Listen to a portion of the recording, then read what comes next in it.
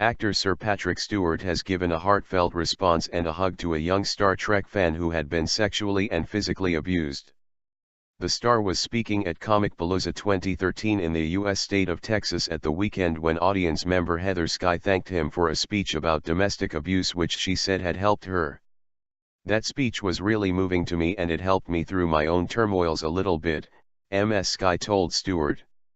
Ms. Skye, who has written about the conversation on her blog, then asked what Stewart was most proud of other than his acting career.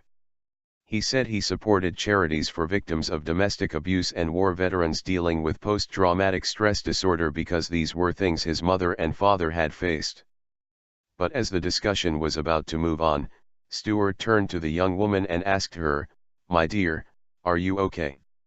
She told him she was now able to accept what had happened to her. "One thing I've noticed is there's still that shaming of the women," she told him. "Your speech really just finally let me say it's okay that happened and I can move on and heal," she told him.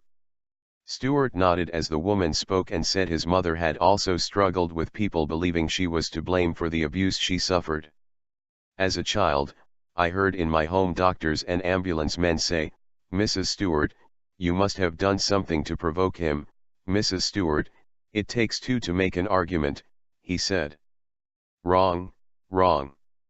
My mother did nothing to provoke that, and even if she had, violence is never, ever a choice that a man should make." His response prompted a standing ovation and Stewart remarked how encouraging it was to see men also standing up in the crowd. He also gave Ms. Skye a hug and told her, "You never have to go through that again, you're safe now." "I couldn't stop thanking him," Ms. Skye wrote in a blog post on Wednesday. "His embrace was so warm and genuine. It was two people, two strangers, supporting and giving love. And when we pulled away he told me to take care. And I will."